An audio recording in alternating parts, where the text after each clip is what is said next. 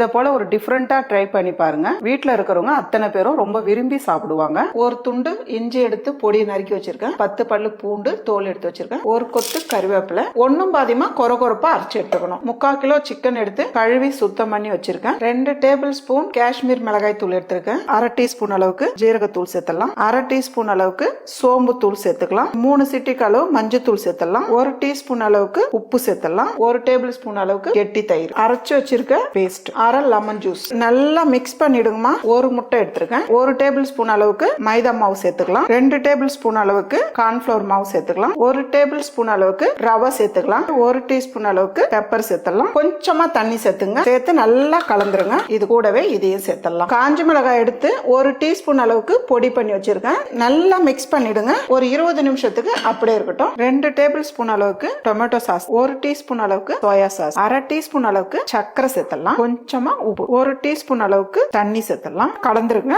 எண்ணெய் நல்லா சூடாகட்டும். ஒரு பீஸா எடுத்து இப்படி சேர்த்தலாம். நல்லா வேக வச்சிடுங்க. இப்ப நம்ம இதை எடுத்துடலாம். தவா வச்சுக்கலாம். 2 டேபிள் ஸ்பூன் அளவுக்கு நம்ம சிக்கன் பொரிச்ச எண்ணெயை சேர்த்துக்கலாம். 10 பல்லு பூண்டு எடுத்து பொடியா நறுக்கிருக்கேன். ஒரு துண்டு இஞ்சி பொடியா நறுக்குனது, 2 பச்சை மிளகாய் பொடியா நறுக்குனது, மிக்ஸ் பண்ணி வச்சிருக்க சாஸ் எல்லாத்தையும் சேர்த்துக்கலாம். நல்லா கலந்து விடுங்க. பொரிச்சு வச்சிருக்க சிக்கன் சேர்த்தலாம். 1 நிமிஷத்துக்கு அப்படியே இருந்தா போதும். நல்லா ட்ரை ஆயிடுச்சு பாருங்க. டிஃப்ரெண்டான சிக்கன் ஃப்ரை ரெடி.